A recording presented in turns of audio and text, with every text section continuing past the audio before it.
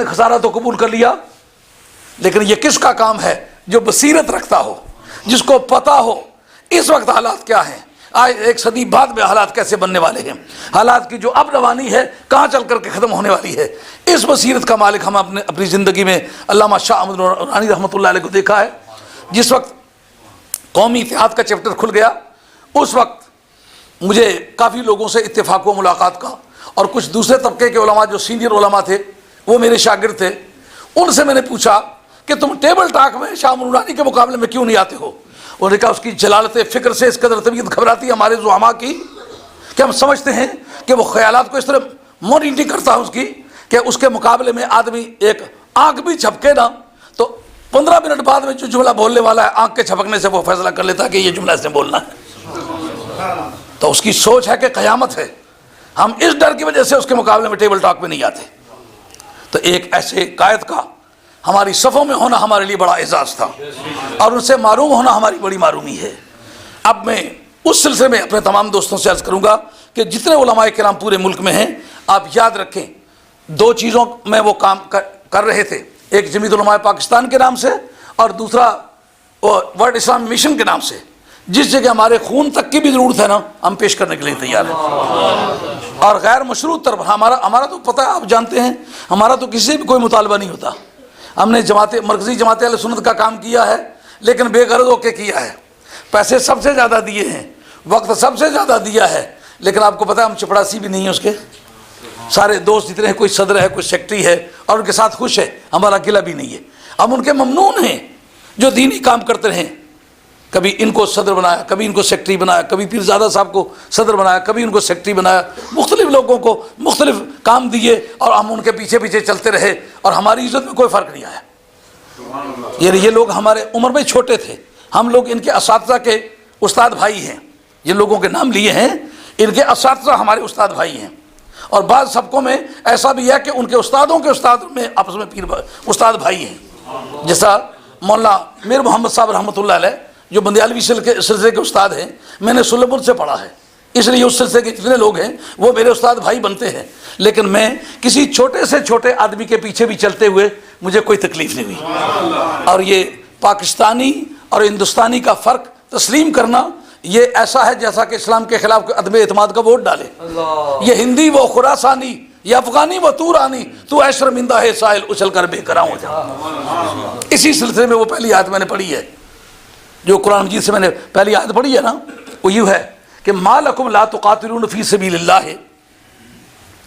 آپ لوگ حفاظ القرآن حضرات اگر کوئی میں اس میں کوئی لفظ چھوڑوں یا زیادہ کر دوں تو بے شک میری رہنمائی کریں، کیونکہ میں حافظ تو ہوں نہیں، ابھی اسٹیج پر پہنچنے کے بعد خیال آیا کہ یہ آیت مجھے پڑھنی چاہیے۔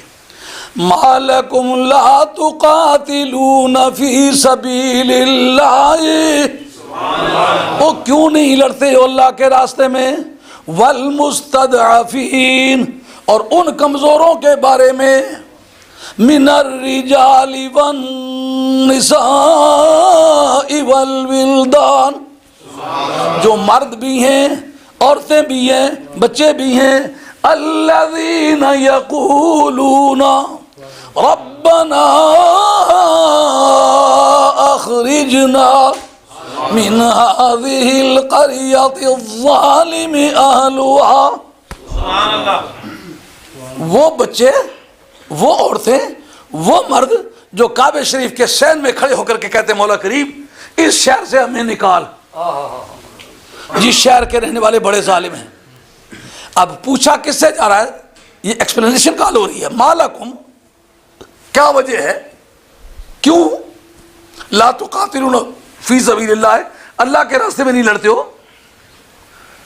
وہ جی اللہ کے راستے میں تو لڑنا چاہیے۔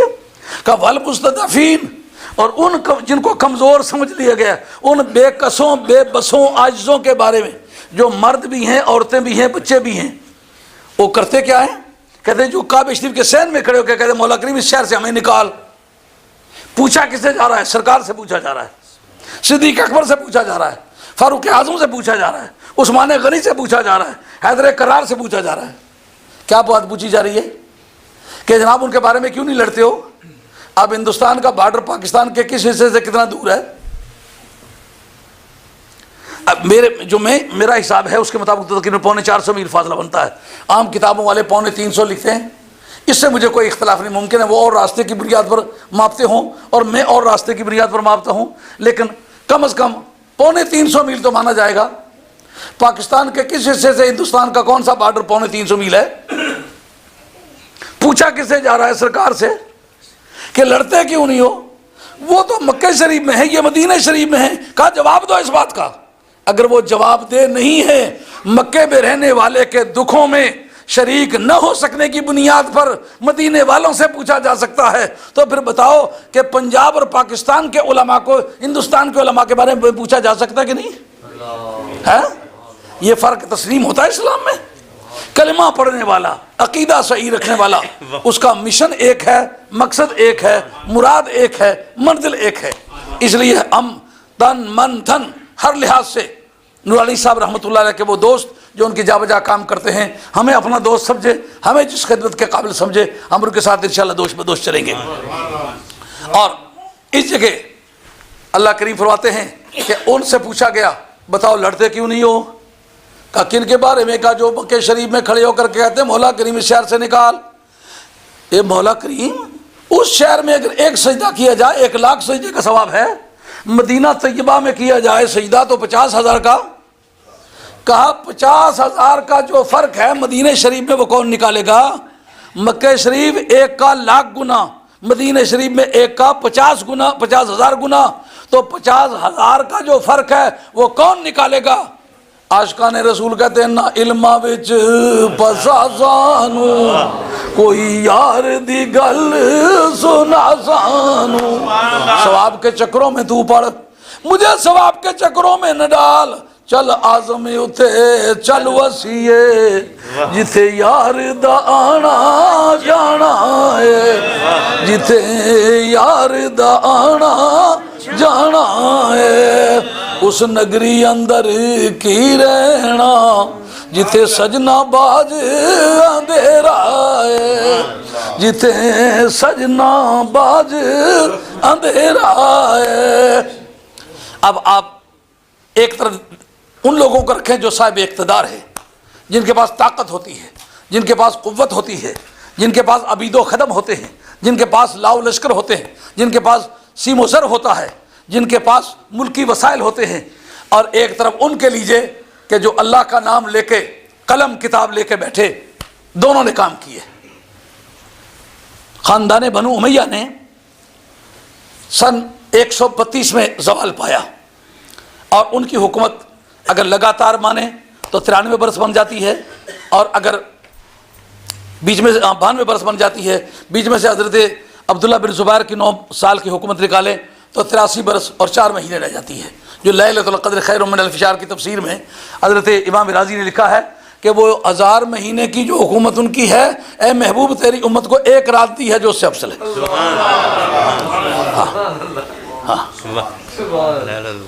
وہ ہاں لیلۃ القدر کی تفسیر یہ بات لکھی ہے.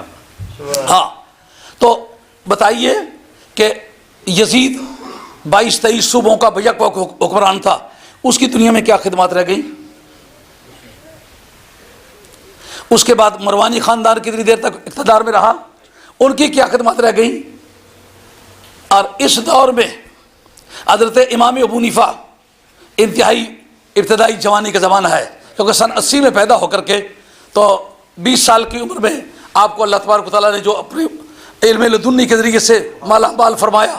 اساتذہ بھی حیران تھے کہ یہ آدمی اتنے تھوڑے وقت میں ہمارے علم پر کیوں سبقت لے گیا ہے, اور پوری خدا کی زمین پر ایک ایسا شخص ٹھہرا کہ جب بات الجھی تو 1 منٹ میں 1 ٹھوکر نہیں کسی نے کھائی.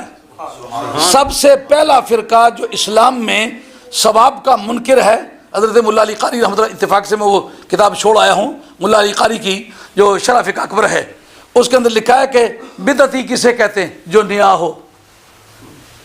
کہ یہ ثواب پہنچانے والے نئے ہیں یا ثواب سے روکنے والے؟ کا ثواب سے روکنے والے نئے ہیں.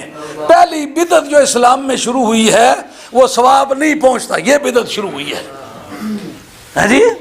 تو پھر پہلا سنی وہ ہوگا جس نے اس بدعت کی مخالفت کی ہوگی. کہ پہلے بدعتی وہ ہیں, اب بلا خوف تردید کہا جا سکے گا. جناب یہ ان کا بنیادی مسئلہ تھا کہ ثواب نہیں پہنچتا، ثواب نہیں پہنچتا، اور دوسرا یہ کہ کبیرہ گناہ کرنے سے بندہ مسلمان نہیں رہتا، کافر ہو جاتا ہے، تیسرا شفاعت نہیں ہوگی۔ تو یہ جو ان کی غلاظت ورثے میں ملی ہے، دیکھتے ہی آپ کس کے پاس ہے؟ اب ٹوکری کھول کے جب دیکھیں کہ قیامت میں کوئی کام نہیں آئے گا، اے فاطمہ تو عمل کر، میں تیرا کچھ نہیں سنوار سکتا، یہ خارجیوں کا عقیدہ، یا اہل سنت کا عقیدہ نہیں ہے۔ سرکار کا صحابی بخاری صفوان بن عقبہ کہتے ہیں یا رسول اللہ متی الساعۃ، قیامت کب آئے گی؟ سرکار ما اعددت لها، قیامت کے لیے تیاری کیا کی ہوئی ہے؟ عرض کرتے ہیں ما اعددت لها من کثیر صلاۃ ولا صوم ولا صدقہ، یا رسول اللہ نمازیں روزے صدقے وغیرہ کچھ زیادہ نہیں کیے، ولکنی احب اللہ ورسولہ، خدا اور اس کے رسول سے پیار کرتا ہوں۔ آپ نے پھر گھبرا نہیں، المرء مع من حب، جس سے پیار ہوگا وہ اس کے ساتھ ہوگا، اس کو تسلی ہوگی کہ نہیں میں سرکار کے ساتھ ہوں گا۔ اور جس وقت ایک گنہگار انسان جس کے نام و اعمال میں کچھ نہیں سرکار سے پیار کی وجہ سے سرکار کے ساتھ ہوگا، تو فاطمہ سرکار سے پیار کرنے کی وجہ سے سرکار کے ساتھ کیوں نہیں ہوگی؟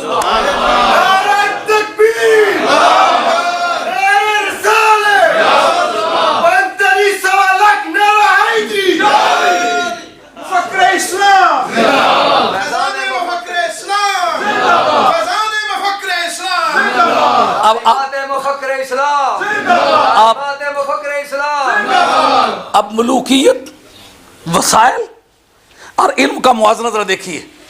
اس زمانے کی کیا یادگاریں ہیں؟ کچھ یادگاریں نہ ہوئی، اس کا مقابلہ کس نے کیا ہے؟ اب پتہ چلے گا کہ دین کا اصل کون ہے۔ علماء کرام سے درخواست ہے کہ میری طرف توجہ کریں۔ اگر کسی شخص نے ذرا بر بھی جی ایک دفعہ پھر یہ اعمال والا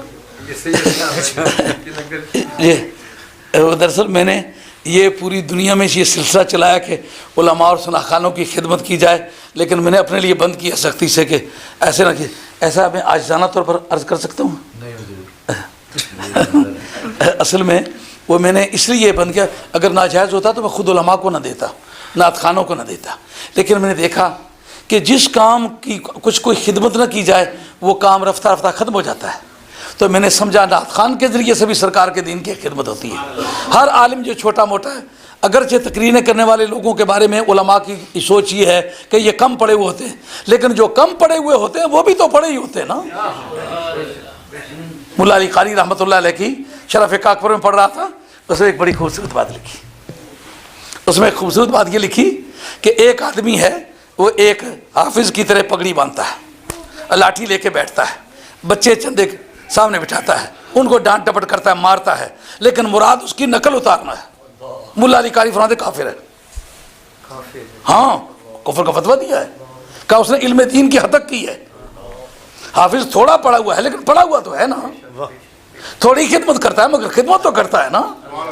اس نے اللہ کے دین اور اللہ کی نشانیوں کی حد تک کی ہے، اس لیے وہ باقاعدہ شرف کاکپور میں لکھا ہے من قال لعالم اویلم، جس نے تصغیر کا صیغہ استعمال کیا، جس نے تصغیر کا صیغہ استعمال کیا، ڈیمینیوٹیو ناؤن جس کو انگریزی میں کہتے ہو، جو تنزل لوگ بلونٹا کا، وہ کافر ہے، اس لیے کہ یہ شخص کی حد تک نہیں ہے، یہ دین مصطفیٰ کی حد تک ہے۔ اگر کتابیں پڑھ لے وہ جو مدینے والے کی ہیں تو وہ اتنا عزت والا ہو جاتا ہے، جس کی باڈی میں مدینے والے کا خون بھی ہو اور وہ دین بھی رکھتا ہو، پھر اس کی بے ادبی کس طرح اسلام ہے؟ یہ ایک افسوس کی بات ہے۔ ملا علی قاری نے وہ تو لکھا لیکن یہ نہیں لکھا۔ جو علت حکم ہے وہ کیا ہے؟ سرکار سے تعلق۔ تو سرکار سے تعلق کہ حافظ کی 1 وجہ بنتی ہے، سید کی 2 وجہ بنتی ہے، اس کی کیا وجہ کہ 1 وجہ جس میں پائی جائے اس کی بے ادبی تو کفر ہے، لیکن جس کے اندر 2 وجہ پائی جائے اس کی بے ادبی کفر نہ ہو۔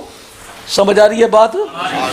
اچھا، اب آپ ایک ایک بات کا دھیان کریں گے۔ میں بے شک آپ کے سامنے کوئی 24-25 برس ہوئے بول رہا ہوں، لیکن یہ جو ٹاپک چھڑا ہوا ہے اس پر کبھی نہیں بولا۔ اس وقت ہم دیکھیں گے جس وقت یہ خارجی میدان میں آئے تو ان کے مقابلے کے لیے کسی بادشاہ نے اقدام کیا یا امام ابو حنیفہ نے کیا؟ یہ کسی بادشاہ نے اقدام کیا کہ امام مالک نے کیا؟ یہ کسی بادشاہ نے اقدام کیا کہ امام شافعی نے کیا؟ یہ کسی بادشاہ نے اقدام کیا کہ حضرت امام احمد بن حنبل نے کیا؟ اگر آپ کی کوئی اطلاع ہے تو میری معلومات میں ضرور اضافہ کریں، مگر میں بڑی ذمہ داری کے ساتھ کہتا ہوں کسی بادشاہ کا یہ موضوع کلام ہے ہی نہیں۔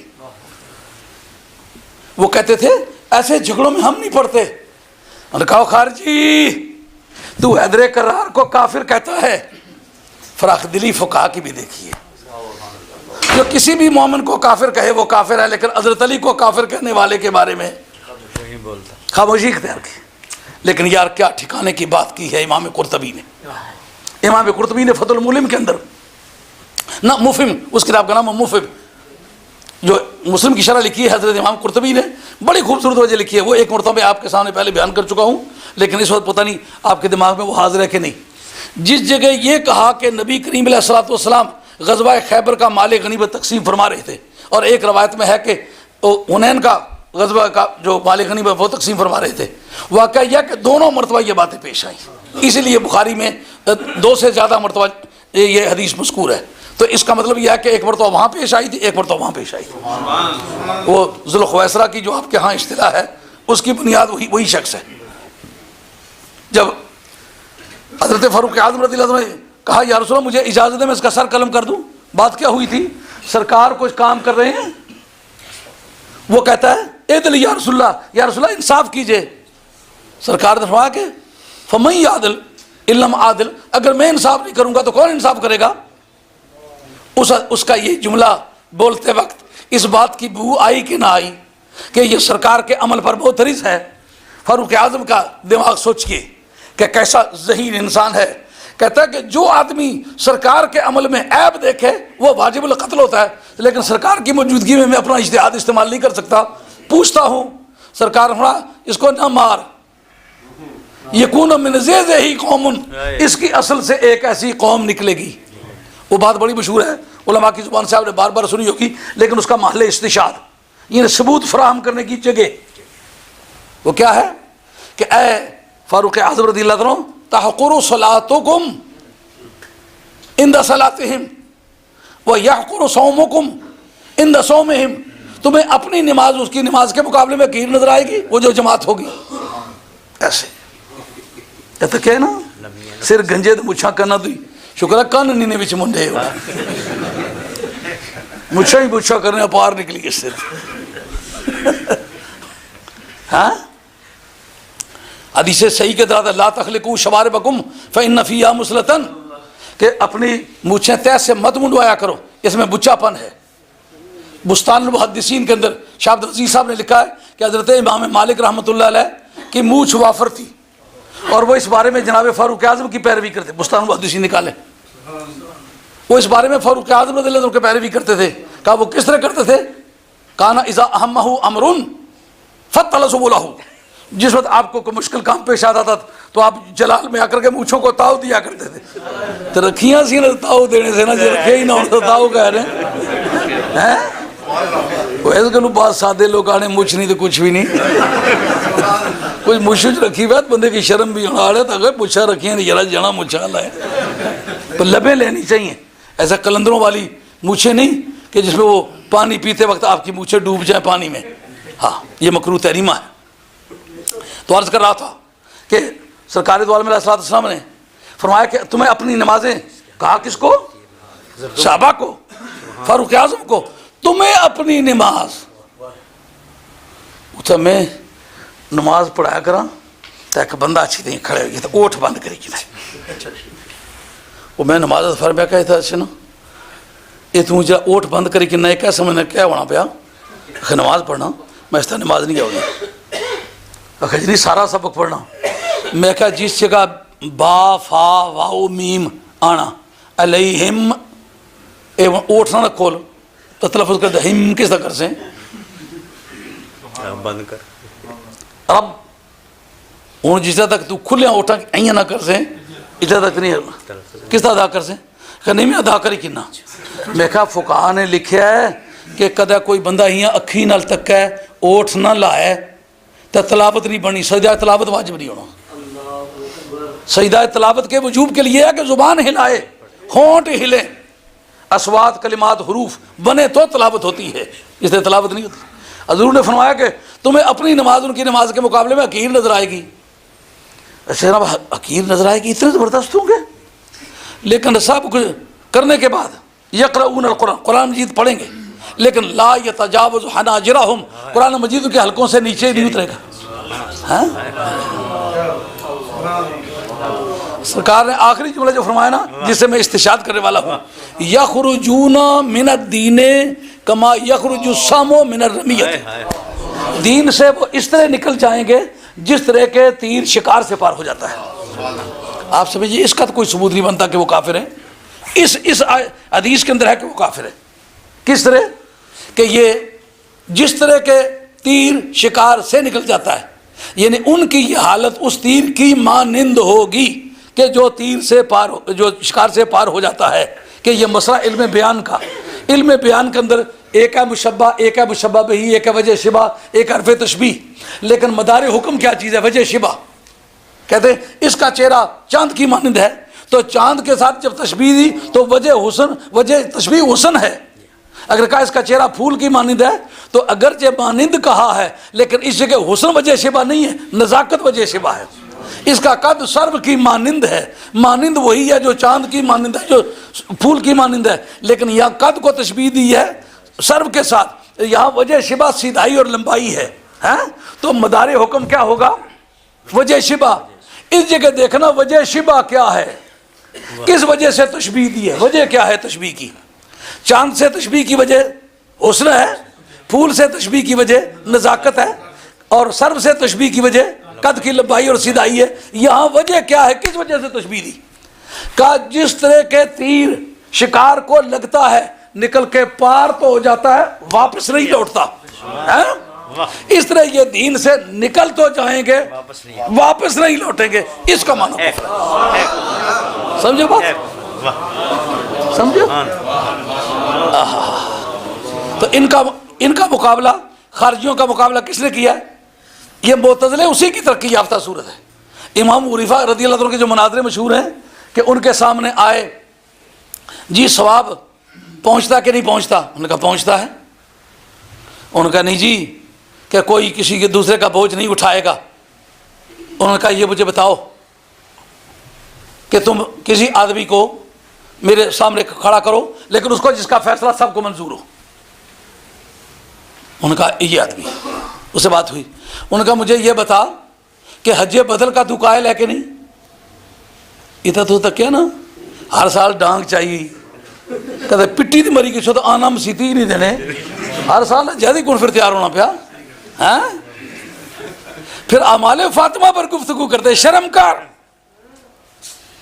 اور ایک نظر سے سرکار کو دیکھے تو صحابی جو لاکھ نظروں سے حضرت سیدہ کو دیکھیں اور اس پیار سے دیکھیں کہ مخلوق کو اتنے پیار سے کبھی نہ دیکھیں، اور سرکار سے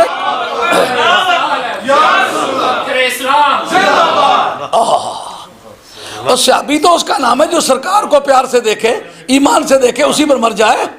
لیکن سرکار جس کو کہیں مجھے خدا کی ساری مخلوق میں سب سے، فرشتوں سے لے کر کے انسانوں تک، انسانوں سے لے کر جنوں تک، اور جنوں سے لے کر کے باقی مخلوق تک، دنیا سے لے کر قیامت تک، خدا کے بعد جتنا مجھے فاطمہ پیاری ہے کوئی پیارا نہیں، اس کے بارے میں مجھے سوچ کے دکھاؤ۔ اس کے اعمال کی کمی تو پوری ہوگی جو سرکار سے پیار کرتا ہے، تو اس کے اعمال کے بارے میں کیوں کو بحث کرتے ہو جس کے بارے میں سرکار کہیں کہ مجھے سب کا نوایت سے یہی پیارا ہے۔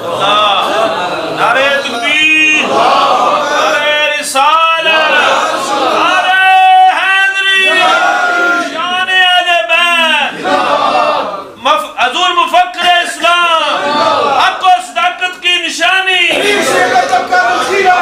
اب مسئلہ یہ ٹھہرتا ہے کہ جو حج بدل ہے یہ جائز ہے ناجائز؟ انہوں نے کہا جائز ہے۔ کہا حج بدل کا معنی کیا ہے؟ جو آدمی جس کی طرف سے کوئی کر رہا ہے وہ قبر میں جا چکا ہے، وہ معذور ہے، وہ زندہ ہے، دوسرا اس کی جگہ جا رہا ہے، جس کی جگہ کوئی جا رہا ہے وہ مر گیا ہے، ایک تیسرا آدمی پیسے دے رہا ہے، پیسے دینے والا اور ہے، حج کرنے والا اور ہے۔ بتاؤ اس کے حج کا فائدہ، حج بدل کا فائدہ اس کو پہنچے گا کہ نہیں کہ جس کی طرف سے یہ کر رہا ہے؟ انہوں نے کہا یہ تو پہنچے گا۔ ان کا یہ پھر کون سی قسم بنے گی؟ ایک کا عمل دوسرے کو فائدہ دیتا ہے کہ نہیں دیتا؟ اشار جیدی ڈانگ چاہیے ٹرے انہیں پتہ کرنے کا ہے تو ساں اجے بدل کرانا میں پیسے دیا ہے کیونکہ ہر جنے کھڑے کتنی نہ پتا اجے بدل کس طرح کری نا، لیکن بھائیا کا تو کچھ سواب نہیں رہنا تو ساں بدل اجے بدل کرانا تو پیسے بھی دیا ہے تو بھایا نہ کچھ رہا تو ساں اجے بدل کرانا میں سارے کام جاننا نا تو ساں اجے بدل کرانا بھی پیسے 100 بندے کو پیسے چاہیے کنے تو انہاں کی ڈرایا بیچارے کی شاید دسو تو سواب چلا گیا سی جی جناب سارے کو پیسے کٹھے کری نہ تو تھیں گاٹا ہی کری کھلی مڑی اس نے جب وہ بندے ایسے آڑے جناب اجے بدل انہوں نے کہا کون ہے توں نہ بندہ سے آنا تو نہ اسے کاروبار پتا ہے انہوں نے کاروبار بنایا وہ سواب نہیں پہنچتا تو یہ کیا ہے جو تم پہنچا رہے ہو؟ فارمولہ تو تمہارا ہے نا کہ لیسا للانسان الا ما سعی کہ بندے کے لیے وہی کچھ ہے جو خود کرے۔ اب دیکھنا ہی ہے جو بات میں کہنا چاہتا ہوں وہ آگے ہے، وہ کیا کہ اس جگہ بادشاہ زندہ تھے کہ نہیں تھے؟ وہ اس دین کی حفاظت کر سکتے کہ نہیں کر سکتے تھے؟ پر حفاظت کا کام کون کرتا ہے؟ جو اصل وارث ہو۔ معلوم ہے بادشاہ دین کے وارث نہیں تھے، علماء دین کے وارث تھے، اس لیے جب کوئی فتنہ اٹھا تو علماء نے سینہ تان کے اس کا مقابلہ کیا۔ اب جناب حضرت امام حنیفہ رضی اللہ تعالیٰ عنہ کو انہوں نے 3 مرتبہ چیف جسٹس بنانا چاہا، ان کا میں نہیں بنتا۔ ان کا کیوں؟ ان کا حریت فکر مجروح ہوتی ہے، ذہنی آزادی کے باقی نہ رہنے سے ہزارہ مسائل نہ تمام رہ جائیں گے جس سے میں ٹکر لینا چاہوں گا، میں تمہاری کنسنٹ کو تلاش کروں گا، مجھے چونکہ نبی کریم علیہ السلام کے دشمنوں کی گردن ماپنی ہے۔ واہ امام حنیفہ تیرے مذہب پہ قربان۔ زید بن علی نے جب عباسیہ کے خلاف علم اٹھایا تو انہوں نے کہا کہ بھائی ان کے متعلق فتویٰ دو کہ یہ باغی ہے۔ انہوں نے کہا میں تو مرید ہوں ان کا۔ وہی امام حنیفہ تو بہت بڑا عالم ہے۔ کہا بڑا عالم ہوں لیکن یہ فاطمہ کی اولاد ہے نا، میرا اس کا کیا مقابلہ ہے؟ صبح شام جو درود پڑھا جاتا ہے وہ اس پر پڑھا جاتا ہے۔ انا من شیعتہ۔ علامہ محمد مصری شبلنجی نے نور الابصار فی مناقب اہل بیت نبی المختار، آج چاول کھانے والے شیعہ بے شمار ہیں لیکن اہل بیت کی جگہ جان دینے والا شیعہ وہ امام حنیفہ ہے۔ مزہ آیا نا؟ اپوزیشن میں کوئی ہو تو اس کی حمایت کا اعلان کرنا موت کا دروازہ کھٹکھٹانا ہے، پر حق کی حمایت کس نے کی؟ امام حنیفہ نے کی، کسی بادشاہ نے کی؟ بادشاہ کو تو اقتدار چاہیے تھا، اقتدار کو حاصل کرنے کے بعد کسی کا نام تک نہیں لیا، لیکن امام حنیفہ ہر باطل سے ٹکر لیتا رہا کہ نہیں؟ حضرت امام یوسف نے جس کی ججشپ قبول کر لی تو ان کا اے امام یوسف تو اس قابل ہے؟ اب جب ان کو گران گزرے میں پڑھا لکھا ہوں، میں اتنا کوالیفائڈ آدمی ہوں، ان کا وہ وقت یاد نہیں جب تیرے گھر والوں کو بھی خرچہ میں دیا کرتا تھا، پڑھتا تو تھا پڑھاتا میں تھا، دین کے لالچ کی وجہ سے تجھے بھی خرچہ دیا، تیرے گھر والوں کو بھی دیا۔ یہ ایک بڑی برائی رہی ہے کہ جس وقت کوئی آدمی سیدھا سینٹینس بول لینا کہتے میرے استاد کو کیا تھا، اور ممکن استاد بات کرے تو اپنا نام بھی نہ بتا سکے۔ یہ بات ایک مرتبہ نہیں دیکھی، سینکڑوں مرتبہ دیکھی ہے۔ جگہ جگہ لوگوں نے سرکاری دفتروں میں بیٹھ کے نا ذرا پہلی شیروانی پہن لی اور کوئی وسائل پیدا کر لیے، رومال گلے میں ڈال لیا تو وہ کہتے میں نے تو پڑھا ہی نہیں۔ ہاں یہ تماشا دیکھنے میں آیا۔ اب امام یوسف آنکھ نہیں ملاتے، ان کا میرے چند سوالات، اب پتہ چل جائے کہ تو قابل ہے کہ نہیں۔ جناب ایک دھوبی ہے، اس کو کپڑا دھونے کے لیے دیا ہے، کپڑا پھٹ گیا ہے، وہ کہتا ہے مجھے مزدوری دو، میں نے دھویا ہے، اور مالک کہتا ہے میرا کرتا پھاڑ دیا ہے، مجھے پیسے دو۔ اب بتاؤ وہ پیسے دے کہ یہ پیسے دے؟ اب جناب امام یوسف کہتے ہیں اس نے تو مزدوری کی ہے، وہاں انہوں نے یہ بھی فرمایا کہ اس نے ایک مرتبہ اس کو کہا تھا واپس دے دو، وہ کرتا میرا واپس دے دو، میں نہیں دھلانا چاہتا، لیکن اس نے دھوکے مکمل کر دیا۔ اب یہ مزدوری مانگتا ہے، وہ اس کے ڈیٹریمنٹس مانگتا ہے کہ مجھے میرے کرتے کا معاوضہ دو۔ اب بتاؤ وہ کہتا ہے اس کو مزدوری ملنی چاہیے، یہ بھی غلط ہے۔ ان کا نہیں، اس کو ارجانہ ملنا چاہیے، اس کا کرتا پھاڑ دیا، ان کا یہ بھی غلط ہے۔ ان کا صورتیں ہی دو ہے، تیسری صورت نہیں۔ ان کا اسی وجہ سے میں کہتا ہوں تو قاضی ہونے کے قابل نہیں ہے۔ نعرہ تکبیر، نعرہ رسالت، نعرہ رسالت، امام اعظم ابو حنیفہ۔ اب یہ بتانا یہ ہے کہ علماء کی کارکردگی کیسے رہی ہے؟ دین کی حفاظت کسی بادشاہ نے نہیں کی، علماء نے کی. اور حفاظت وہ کرتا ہے جو مالک ہو، جو وارث ہو. اگر ہر دور میں، اور اتفاق دیکھیے کہ کی ائمہ اہل سنت نے کی ہے، سبحان اللہ. نہ شیعہ کے اماموں نے کی ہے، اور نہ معتزلہ کے اماموں نے کی ہے، نہ خارجیوں کے اماموں نے کی ہے، نہ درہمیہ نے کی ہے، نہ جہمیہ نے کی ہے، نہ کلابیہ نے کی ہے، نہ جاہزیہ نے کی ہے، نہ درہمیہ نے کی ہے، نہ ظاہریہ نے کی ہے، نہ جریریہ نے کی. یہ سب مذاہب ہیں. یہ ہمارے پاس کا پورا ریکارڈ، یہ میری کتاب دوسری جو میرے پاس ہے اس کے اندر لکھا ہوا ہے. کیوں؟ یہ راستے سے پیدا ہوئے تھے. وہ جو سرکار سے چلے آ رہے تھے نا، ابو طاؤوس کی حدیث ہے، لا یزالو طائفۃ من امتی ظاہرین علی الحق. سبحان اللہ. اور میری امت کی ایک جماعت ہوگی جو ہمیشہ حق پر غالب رہے گی، حق پر قائم رہے گی. تو حضور کی جماعت تو وہی ہوگی جو ہمیشہ رہی ہے. اور بات سمجھ آئی؟ سمجھ آئی؟ اور سمجھو سمجھو کہ نہیں سمجھو؟ وہ خوش نصیب ہو، یہ تم ہی ہو. سبحان اللہ. یہ تم ہی ہو کہ تمہاری اصل پہلے سے پائی جاتی ہے. لگاتار راستے میں جس جگہ تصادم ہوا، مولا آگے تشریف لے، جس جگہ بھی. جی چلو تکیہ ادھر دے دو ان کو. ایک تکیہ مولانا آپ رکھ لیں، ایک مولانا کو پیش کریں. یہ اگر تکیہ ادھر بات ہے، وہ ایک وہاں سا لیڈر اس کا نام نہ کہنا، وہ کرا فرسٹ کلاس والے ڈبے چ بہی گیا نا، تو وہ ٹی ٹی آیا، وہ ٹکٹ چیک کرنا ہونا. وہ آیا تو اس آخیا وہ تو تھرڈ کلاس نہ بندہ ہے اتنے کتنے بہی گیا. اس آخو گڈی نہ ٹکٹ کدھا اتنے بہی گیا. کہ گدا، وہ گدا پٹاکی تو ہمارے اس کے چاہیے گن، یہ گدے نے جھگڑا تھا چاہیے گن، میں وہ گدے میں نہیں بیٹھا.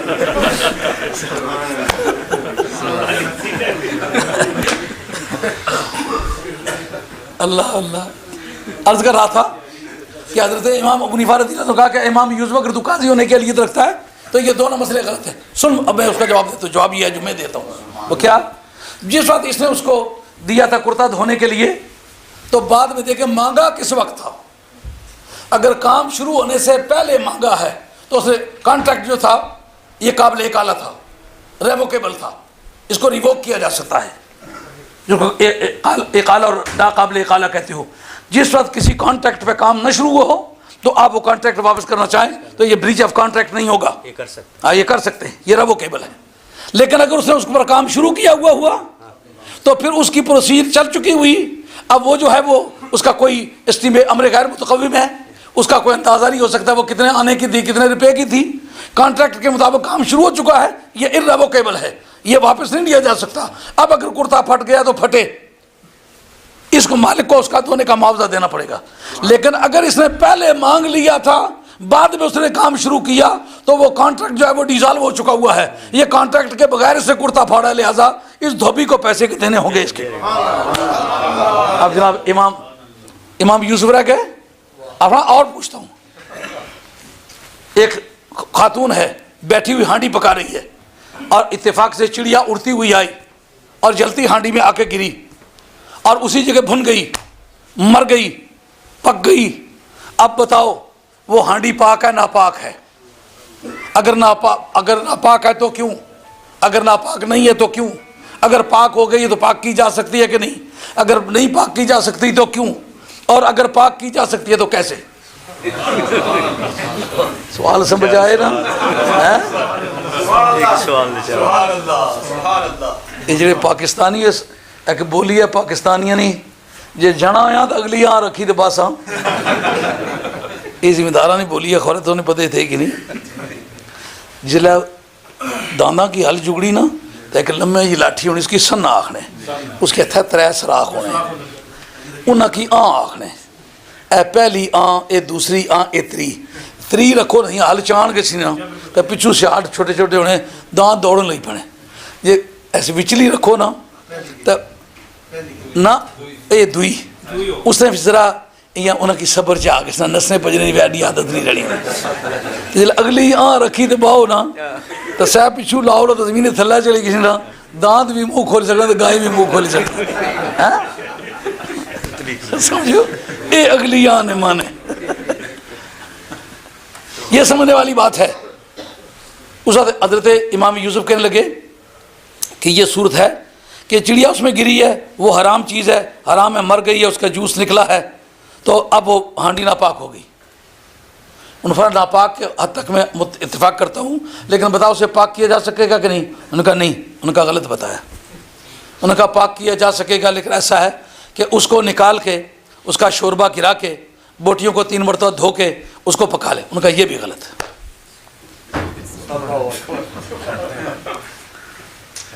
کہا پھر جواب تو ہی ہو سکتے ہیں کہ اس کو پاک نہیں کیا جا سکتا، اگر پاک کیا جا سکتا تو وہی فارمولہ ہے 3 مرتبہ دھونے اور نچوڑنے کا۔ انہوں نے کہا دونوں جواب غلط ہیں۔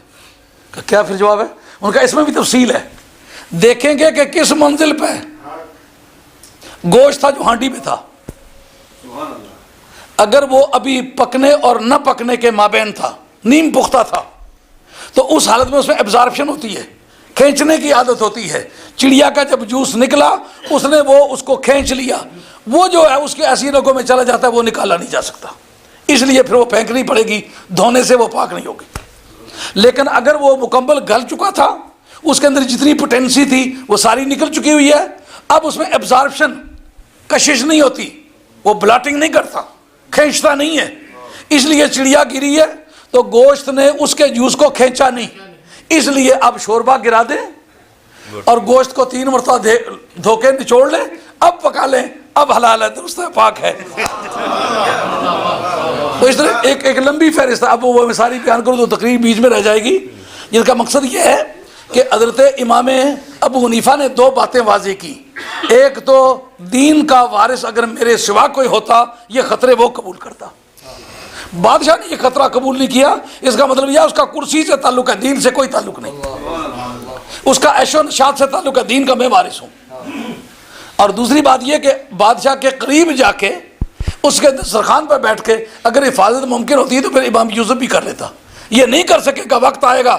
یہی وجہ ہے ہمارے عقائد میں کے اندر بے شمار مسائل میں امام یوسف رحمۃ اللہ تعالی علیہ کی بات ہاں میں ہاں کے حد تک معتزلہ کے ساتھ ملتی جلتی ہے، اور اس کا وہ کہتے ہیں یہ حنفیوں کا عقیدہ، حنفیوں کا عقیدہ نہیں، وہ امام یوسف کا عقیدہ ہے۔ اور کیوں؟ اس لیے کہ ہارون رشید اسی عقیدے کا ہے، مامون رشید اسی عقیدے کا ہے، یہ پیچھے طلّہ علیہ کہتے پھرتے نا، اصل میں یہ بھی طلّہ علیہ اس کے ساتھ کہی ہے نا، اس لیے طلّہ علیہ کہتے ہیں، نہیں تو یہ ہارون رشید رحمۃ اللہ علیہ کہنے کے قابل ہے، مامون رشید یہ کہنے کے قابل ہے جنہوں نے قرآن کو مخلوق جان کے تو حضرت امام احمد بن حنبل کو درے مارے تھے، وہ رحمۃ اللہ علیہ کہلانے کے قابل ہیں؟ مگر یہ کن لوگوں نے کہا اس وقت بھی جنہوں نے ان کی روٹیاں کھائی تھی، انہوں نے کہا، اور آج بھی جو ان روٹیوں والوں کے وارث ہیں وہی کہہ رہے ہیں۔ نہ امام ابو حنیفہ نے کہا ہے، نہ امام شافعی نے کہا ہے، نہ امام مالک نے کہا ہے۔ اب بتاؤ آل باطل کے گلے پڑا تو کون پڑا؟ علماء پڑے، اور پہلے دن سے لے کر کے دھیان کریں گے مولانا، بات اگر ذہن سے ذرا بھی پھسلے بڑا خسارہ ہوگا، پہلی تاریخ سے لے کر جتنے بھی فتنے اٹھے ہیں ان فتنوں کا مقابلہ سنی علماء نے کیا ہے یا شیعہ علماء نے کیا ہے؟ معتزلہ علماء نے کیا ہے، خارجی علماء نے کیا ہے، اور بہت سارے فرقوں کو میں نے ابھی نام لے چکا ہوں، دوبارہ لینے کی ضرورت نہیں۔ اگر کسی اور نے اس کی حفاظت کی ہوتی تو دین کا وہ وارث ہوتا، لیکن سوائے علماء اہل سنت کے کسی نے اس کا مقابلہ نہیں کیا۔ جس وقت یہ بات چلی کہ یہ قرآن اصلی قرآن نہیں ہے، اس قرآن کی کوئی زیر زبر اصلی قرآن والی نہیں ہے، اس کا مقابلہ کس نے کیا ہے؟ اہل سنت نے کیا ہے۔ جب خارجیوں نے یہ بات کہی کہ جناب یہ سورہ یوسف جو ہے، یہ علامہ محمد الدین زرکشی رحمۃ اللہ علیہ البرہان فی علوم القرآن کے اندر دیا ہے، کہا کہ خارجی جو تھے سورہ یوسف کو قرآن کا حصہ نہیں مانتے تھے، وہ کہتے ہیں یہ لو سٹوری ہے اور یہ قرآن کے لائق نہیں ہے کہ اس طرح کی محبت کی کہانیاں، رومانٹک ٹائپ کہانیاں اس میں ہوں۔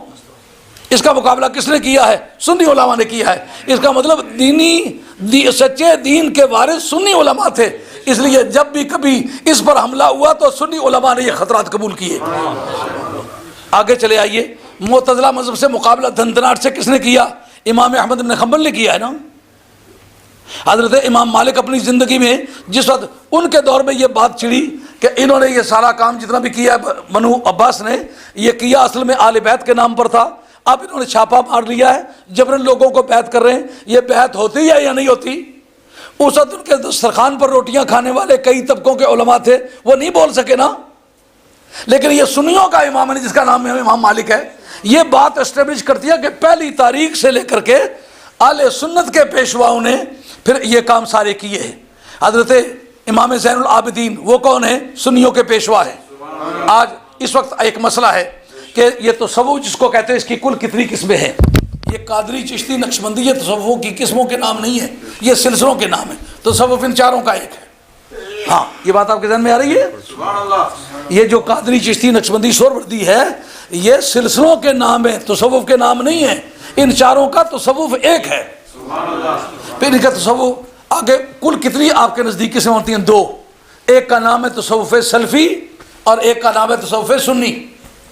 ہاں میرے پاس اس کا ریکارڈ موجود ہے، اس پر آج بھی ریسرچ ہوئی ہے، اس پر بڑی کتابیں لکھی جا چکی ہیں۔ وہ تصوف سلفی کا بانی کون تھا؟ حضرت امام مالک۔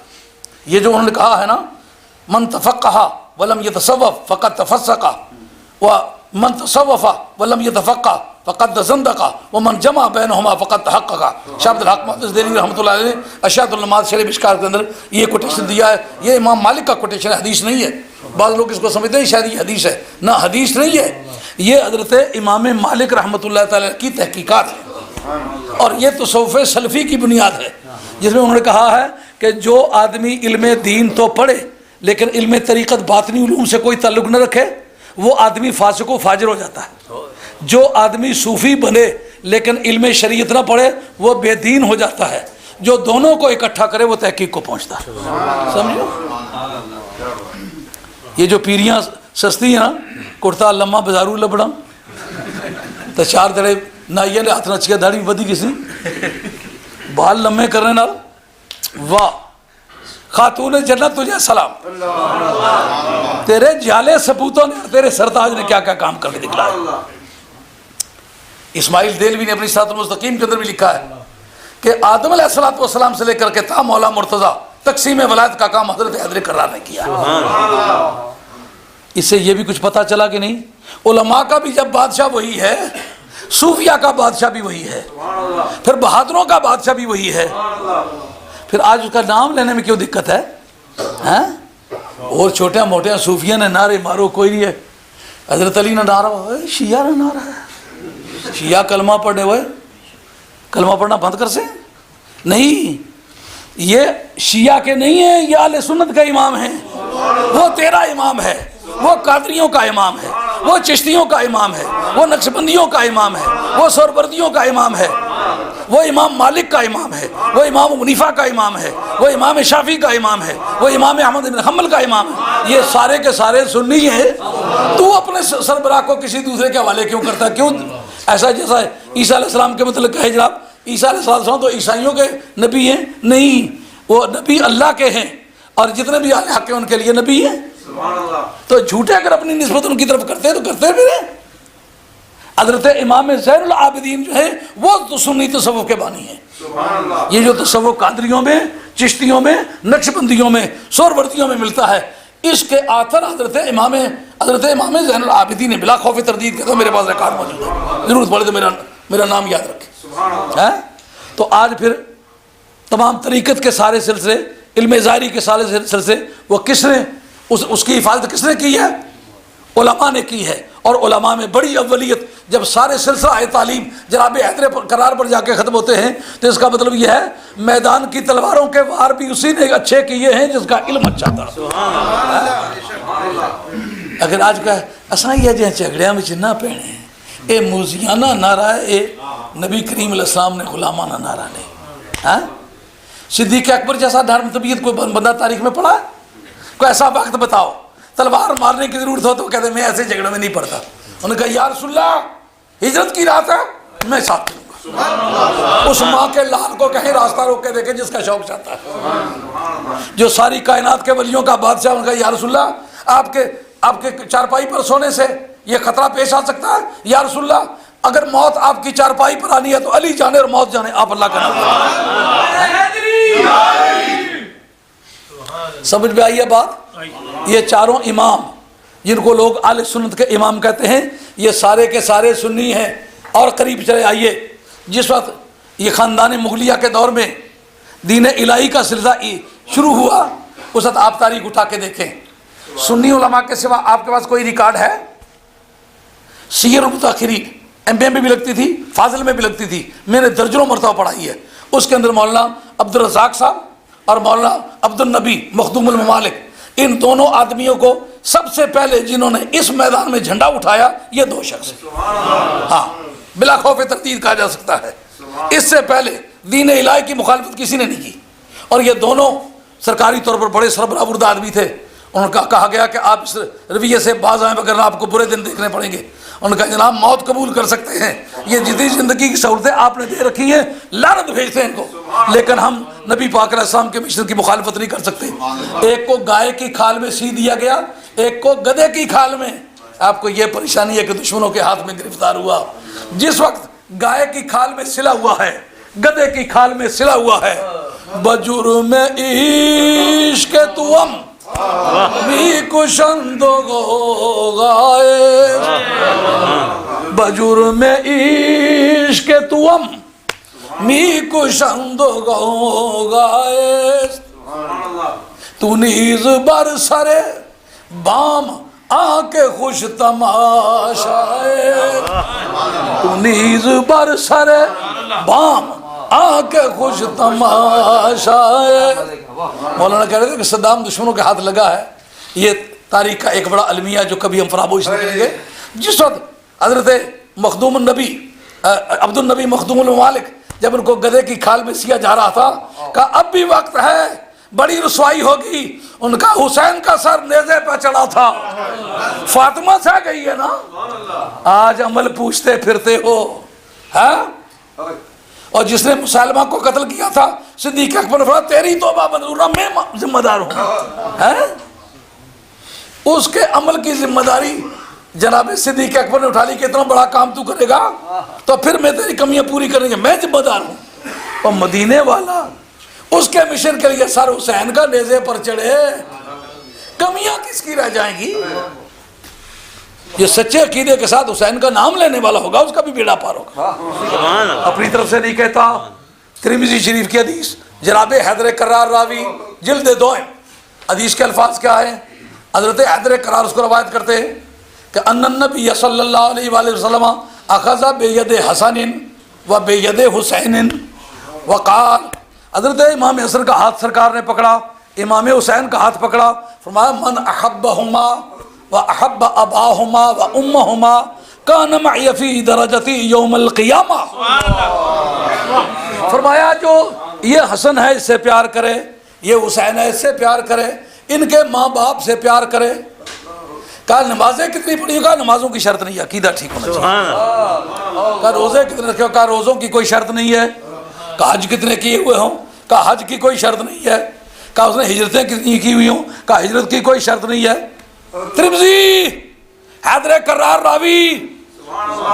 ہاں، اور ترقی بالقبول کا یہ عالم ہے کہ حضرت قاضی اعجاز صاحب رحمۃ اللہ نے کتاب الشفا فی تعریف حقوق المصطفیٰ جلد 2 کتاب المحبت میں اس چیپٹر میں یہ درج کی ہے حدیث کہ نبی پاک علیہ الصلوۃ والسلام کی ذات پاک کی محبت کا صلہ کیا ہے؟ یہ ہے محبت. اگر ساری زندگی نمازیں پڑھی ہوں، محبت رسول کا کوئی باب اس کے نام اعمال میں نکلے، کتنا فائدہ اسے پہنچے گا؟ محبت کی کمی ایسی ہے، نمازیں گر قضا ہوں پھر ادا ہوں، پر نگاہوں کی قضائیں کب ادا ہوں.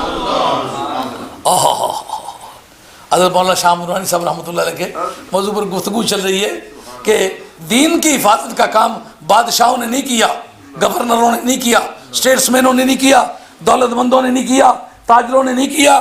اس کی حفاظت کا کام کس نے کیا ہے؟ علماء ربانی نے، علماء اہل سنت نے کیا ہے. تو جو پہلے دن سے جنگ لڑتے چلے معلوم ہے وارث یہ ہیں. معتزلوں سے جنگ لڑی گئی، شیعہ تو کوئی حرکت میں نہیں آیا. خارجیوں کو کیا حرکت میں آنا تھا؟ یہ تو آپس میں برادری ہے. خارجیوں کی ترقی یافتہ صورت کا نام ہی معتزلہ ہے. یہ جتنے معاملات آگے ہوتے چلے گئے، ان کی حفاظت کس نے کی؟ اہل سنت نے کی. یہ مولانا مخدوم النبی عبد النبی مخدوم الممالک کا ذکر کر رہا ہوں. انہوں نے کہا مجھے کہتے ہو میں رسوائی ہوگی، اور حسین کے سر سے میری قیمت زیادہ ہے. امام ترمذی لکھتے ہیں کہ حضرت حیدر کرار کی روایت ہے، حسن و حسین کے ہاتھ پکڑے. کس نے کہا ہے؟ حیدر کرار ہے. کس کے بارے میں؟ سرکار کے بارے میں. ہاتھ کس کے؟ حسنین کے. حسن کا بھی ہاتھ پکڑا, حسین کا بھی ہاتھ پکڑا.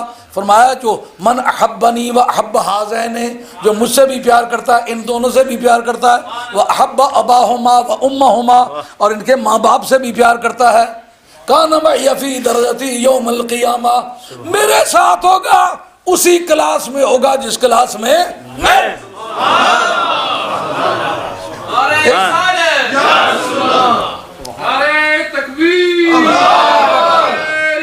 ہوں گا, جس کلاس میں میں ہوں گا. آدمی حیران ہوتا ہے کہ جنت میں مختلف کلاسیں ہوں گی اور ساری دنیا سے جو بڑی کلاس ہوگی, اعلیٰ درجہ ہوگا, اعلیٰ سہولتیں ہوں گی, نبیوں کے لیے ہوں گی. اس سے اوپر کی جو سہولتیں وہ رسولوں کے لیے ہوں گی. ان سے اوپر کی سہولتیں جو ہیں وہ اولو العزم رسولوں کے لیے ہوں گی. ان سے اوپر کی جو سہولتیں وہ سرکار کے لیے ہوں گی. ان کے ساتھ کیسے ہوگا کوئی؟ کدے کچھ غیر تالے جنے نے کدے نوکر رہی تک کیا ہوا تھا گل پتہ ہے غیر تالا بندہ ہے نا, جہازہ پر چڑھ لگا ہے تو آنے جنا میں فرسٹ کلاس سے سفر کر لگا, یہ ماڑا نوکر آ, ماڑی خدمت کرنا, لوٹا چاہیے رکھنا, وضو کرانا, یہ اس کی اس سے کلاس نہ کیا تو نوکر یا پر میں اس کی چھوڑی نہ سکنا, لجپال پری تاں جوڑ دینی, یہ جوڑن تاں پھر توڑ دینی, جدی پاں پکڑن پھر چھوڑ دینی. آئی بات خیال میں؟ تو آج مولانا شاہ امین روحانی صاحب رحمۃ اللہ تعالی کے ایصال ثواب اور تعزیت کے سلسلے میں آج کا اجتماع تھا, اور یہ ثابت کرنا مراد تھا جس وقت دین پر کوئی برا وقت آیا ہم یہ پہچاننا چاہیں گے دین کا وارث کون ہے. اگر اہل سنت کے سوا کسی دوسرے طبقے نے پہلے دن سے لے کر کے آج تک حفاظت کی ہے تو پھر ہم اس کو بھی وارث ماننے کے لیے تیار ہیں. لیکن آج کوئی اٹھے سیاسی نعرے میں شریک ہو جائے تو پھر وہ تو ایسا ہی ہے, دیکھا کام چل رہا ہے تو یہ پانچواں سوار بھی دلی سے آیا ہے, ان میں شمولیت کے لیے کرتا ہوگا. نہیں تو ساری تاریخ اٹھا کر کے دیکھیں, ہر دور میں جتنے باطل تحریکیں اٹھی ہیں, اگر ثواب کے منکر اٹھے ہیں تو اہل سنت نے مقابلہ کیا ہے. عظمت اہل بیت کے منکر اٹھے ہیں تو اہل سنت نے مقابلہ کیا ہے. صحابہ کی تعظیم کے منکر اٹھے ہیں تو اہل سنت نے مقابلہ کیا ہے. معتزلے اٹھے ہیں, خارجی اٹھے ہیں, جامعہ اٹھے ہیں, کلابیہ اٹھے ہیں, اور ظاہریہ اٹھے ہیں, داؤدیہ اٹھے ہیں, جریریہ اٹھے ہیں, درہمیہ اٹھے ہیں, جتنے بھی اٹھے ہیں باطل عقیدوں والے, تو ان کا مقابلہ کس نے کیا ہے؟ اہل سنت والجماعت نے. اس کا مقصد یہ سنیو جو سرکار کی حدیث ہے کہ لا یزال طائفۃ من امتی ظاہرین علی الحق, میری امت کی ایک جماعت ہے جو ہمیشہ حق پر رہے گی, اور سرکار کی جماعت وہی جماعت ہے جو ہمیشہ رہی ہے اور ہمیشہ حق پر قائم رہی ہے. ہر ایک کا مقابلہ انہوں نے کیا ہے. شاہ امین روحانی رحمۃ اللہ علیہ ان لوگوں میں سے ایک آدمی تھے. خدا کرے اب اہل سنت کو جو ان کے وصال کی وجہ سے دھچکا لگا ہے کہ اللہ تعالیٰ کے ایسے بندے پیدا ہوں جو ان کی کمی کو پورا کریں. بظاہر ہماری صفوں میں ان کی ریپلیسمنٹ نظر نہیں آ رہی, نہ ہندوستان میں نہ پاکستان میں. ان کے وجود سے اہل سنت کو بڑی عزت حاصل تھی, اور ہر میدان میں اہل سنت کا نام تھا, اہل سنت کا شعر تھا, اہل سنت کا غلبہ تھا. ان کے وصال کی وجہ سے جو اس وقت صورتحال پیدا ہو گئی ہے, اس کی تلافی کرنے کے لیے تمام علماء کرام سے مؤدبانہ درخواست ہوگی, اگر ہزارہ بھی آپس میں اختلافات آپ کے ہیں تو ان کو دفن کر کے آج کے بعد پھر آپ متحد ہو کے ایک ہی منزل کی طرف اخلاص کا نعرہ لگا کے اپنے منزل کی طرف چلیں. انشاءاللہ وہ دن دور نہیں ہے کہ اللہ تعالیٰ آپ کی کمی کو پورا فرمائے, اور یہ دین ہے اللہ کا, اس کو سنبھالنے کے لیے آپ کی صفوں میں قیامت تک لوگ پیدا ہوتے رہیں گے. اگر صدیق اکبر کے بعد بھی یہ دین زندہ رہا ہے, صدیق اکبر کے جوڑ کا کون ہے تو پھر اسے زندہ رہنا ہے. فاروق اعظم کے بعد ان کے جوڑ کا کون ہے, اس دین نے زندہ رہنا ہے, وہ زندہ رہے گا. حضرت عثمان غنی جیسا ایک بے ضرر اور پاک باز, ایک بے نفس انسان جس نے اپنے پورے دور خلافت میں ایک آنا معاوضہ نہیں لیا, ان کا وصال ہوا ہے, اس کے بعد دین زندہ رہا ہے. ان کے جوڑ کا کوئی تھا نہیں, کوئی نہیں تھا. حضرت حیدر کرار کے وصال پر ملال کے بعد پھر اسلام زندہ رہا ہے کہ نہیں رہا, کتنی مشکلات سے گزرے. اسے امام عالی مقام کے برابر کوئی تھا, یہ سب لوگ گزرے ہیں. حضرت غوث الثقلین رضی اللہ عنہ کے جوڑ کا کون تھا, امام ربانی مجد رفسانی شیخ احمد سرہندی رحمۃ اللہ علیہ کے جوڑ کا کون تھا, خواجہ غریب نواز سلطان ہند سرکار کے جوڑ کا کون تھا. ان کے بعد دین زندہ رہا ہے نا, تو دین کا محافظ اصل میں اللہ ہے. اللہ ایسے گرد و غبار سے شاہ سوار پیدا کر دے گا, لیکن ایک مرتبہ آپ متحد ہو کے دکھائیں گے. یہ تھا آج کا پیغام. اللہ تعالیٰ قبول فرمائے. جو کچھ مجھ سے ٹوٹی پھوٹی باتیں ہو سکی ہیں میں نے کی ہیں, اور امید کرتا ہوں کہ آئندہ علماء کرام اپنی روزانہ کی زندگی میں اس ثبوت کو فراہم کریں گے کہ حضرت شاہ نورانی رحمۃ اللہ علیہ کے وصال کو ہم نے وصال سمجھا ہے، اور اس خسارے کو پورا کرنے کے لیے ہم نے اپنی صفوں کو نئی سرے ترتیب دے لیا ہے۔ اگر یہ کام آپ نے کر لیا تو ایسا ممکن ہے کہ اللہ تعالیٰ مہربانی فرمائے، لیکن اگر انتشار کا شکار رہے تو انتشار تو بڑے بڑے لوگوں کی موجودگی میں، حضرت حیدر کرار سے کسی نے پوچھا پہلے خلیفوں کے وقت بہت اچھے حالات تھے، آپ کے وقت حالات خراب ہیں۔ آپ نے جن کے حالات اچھے تھے ان کے مشیر ہم تھے، ان کے دوست ہم تھے، ہمارے حالات خراب اس لیے کہ ہمارے دوست تم ہو۔ تو دوستوں کا برا ہونا بڑا حادثہ ہے۔ اگر آپ اپنی سبوں کو ترتیب لیں گے تو ایک کمزور آدمی اچھا آدمی ثابت ہو سکے گا۔ وما علینا الا البلاغ المبین وآخر دعوانا ان الحمد للہ رب العالمین والصلاۃ والسلام علی رسول الکریم الحمد للہ رب العالمین۔ میں جب تک تقریر کرتا ہوں مجھے وہ درد کا پتہ نہیں چلتا، جو تقریر چھوڑتا ہوں نا تو وہ درد ہے مجھے گھٹنے کو، لیکن ایسا نہیں کہ میں کوئی ڈسیبل آدمی ہوں۔ الحمدللہ پرسوں ترسوں میں کسی جگہ ہم لوگ گئے تو کوئی 2-3 آدمی نے مجھے پکڑ کے ایسے اٹھایا، جب میں اٹھنے لگا تو دونوں کے ایسے لاتوں میں سے بازو دے کے نا تو دونوں کو اٹھا کے اوپر کر دیا۔ میں نے کہا میں تو الحمدللہ پہلوانوں کی اولاد میں سے میں ٹھیک ٹھاک ہوں، وہ درد ہے مجھے، تو وہ درد کی وجہ سے اٹھنے بیٹھنے میں دقت ہے۔ کافی وقت ہو کے بیٹھ کے نماز پڑھتا ہوں، وہ کھڑے ہو کے نماز پڑھوں تو پھر اتنا دیر تک درد ہوتا رہتا ہے کہ پھر 2 دن تک پھر سو نہیں سکتا ہوں۔ تو اس وجہ سے سلام کے بارے میں عرض کروں گا کہ ذرا جلدی کر کے پڑھیں۔ وہ جو کھڑا رکھتے ہیں نا جس کو کہتے ہیں 2 شعر پڑھنا، ایک مصرے کی 20 باری پڑھنا، وہ پھر اپنی کسر کر یہ رہا ہوں۔ اس طرح یہ کہتے ہیں اس کوئی پرپز سر بنا ہوا ہے تو پھر 3 باری بھی شک پڑی گئی، اس طرح گل کوئی نہیں پڑھنی، اس وقت سرکار نے بارگاہ حاضری دینی ہے تو میں جلدی چھٹی دینی ہے۔ اللہ تعالیٰ قبول فرمائے۔ وما علینا الا البلاغ۔ ہاں وہ ایک بات وہ شامی سے پیش کرنے لگا تھا، وہ رہ گئی کہ اس وقت کتابیں تو بہت ساری ملات ہے، لیکن اس وقت مجھے یہ نہیں خیال تھا کہ یہ مضمون میرے ذمہ ڈالا جائے گا۔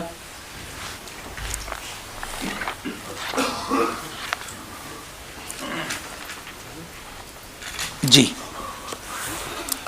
یعنی اس وقت ایک عام نعرہ جو ہے وہ ایک مدت سے لگایا جا رہا ہے کہ یہ حزب التحریر والے، خلافہ والے، یہ سعودی عربیہ کے خلاف بھی جہاد کرنے کو واجب سمجھتے ہیں، اور ان کا یہ عقیدہ ہے کہ کسی ملک میں مسلم آبادی کی اکثریت ہونے کی وجہ سے وہ مسلمانوں کا ملک نہیں ہے۔ جب تک کہ اسلامی قانون اس میں نافذ نہ ہو وہ دارالحرب ہوگا، اس سے جہاد واجب ہوگا، اور اس وقت وہ دارالسلام ہوگا جب اسلامی قانون مکمل طور پر نافذ کیے جائے۔ پہلے آپ یہ بات سمجھ لیں کہ یہ کہنا سراسر غلط ہے کہ جس جگہ مسلمانوں کی غالب اکثریت کی آبادی ہے وہ مسلمانوں کا ملک نہیں۔ مسلمانوں کے ملک کی تعریف یہ ہے کہ جس جگہ اسلامی سرگرمیوں پر کوئی پابندی نہیں ہے، عبادات کا نظام آزاد ہے، دینی کام کرنے کی مکمل آزادی ہے، کوئی آپ دینی کام کرنا چاہیں روکنے والا نہیں ہے۔ اگرچہ اسلامی قانون پوری طرح نافذ نہ ہو سکنا یہ حاکم کی برائی کی وجہ سے ہے، حاکم برا انسان ہے، وہ اسلامی قانون نافذ نہیں کر رہا، لیکن آپ اس حاکم کی برائی کی وجہ سے سارے مسلمانوں کے ملک کو کافر کا ملک نہیں کہہ سکتے۔ ایک شرط یہ، دوسرا یہ کہ اگر کوئی پڑوسی ملک بھی مسلمان ہو تو پھر اس کو دارالحرب نہیں بنایا جا سکتا، جیسا کہ کبھی برٹش انڈیا گزرا کہ نہیں گزرا۔ یہ آج سے 150 برس پہلے کی بات ہے، علماء سے یہ سوال ہوا ہوگا کہ نہیں ہوا ہوگا کہ ہندوستان پر انگریزوں کا غلبہ ہو گیا ہے، اب ظاہر ہے کہ انگریزوں نے جا کر کے اسلامی قانون تو نافذ نہیں کرنا تھا، تو جب اسلامی قانون نہیں تھا تو مسلمان بھی غالب اکثریت میں نہیں تھے۔ اب بتاؤ، علماء سے جب پوچھا گیا کہ بتاؤ اس میں جمعہ فرض ہے کہ نہیں، فرضیت جمعہ کے اندر جو قطعیت بنتی ہے وہ اسلامی ملک کے ساتھ بنتی ہے، باقی شرطوں میں اس شرط کو بڑی اولیت حاصل ہے۔ اگر وہ مسلمانوں کا ملک نہ ہو تو جمعے کی جو فرضیت ہے وہ ضمنی ہے۔ جمعے کی فرضیت کے قطعی ہونے کے لیے یہ ضروری ہے کہ ملک مسلمانوں کا ہو۔ سوال اٹھا کہ یہ دارالسلام ہے کہ نہیں، اس وقت علماء نے کہا جو کبھی دارالسلام رہ چکا ہو دارالعرب میں اس وقت بدلے گا جس وقت کے اسلامی سرگرمیوں پر مکمل پابندی ہو جائے گی۔ برٹش نے کیا پابندی لگائی تھی؟ انہوں نماز نہیں پڑھ سکتے، اذان نہیں دے سکتے، روزہ نہیں رکھ سکتے، حج نہیں کر سکتے، عید نہیں پڑھ سکتے، جمعے کی نمازیں نہیں پڑھ سکتے۔ یہ پابندی لگائی تھی؟ یہ پابندی تو نہیں تھی۔ کہ اسلامی سرگرمیوں پر پابندی نہیں ہے۔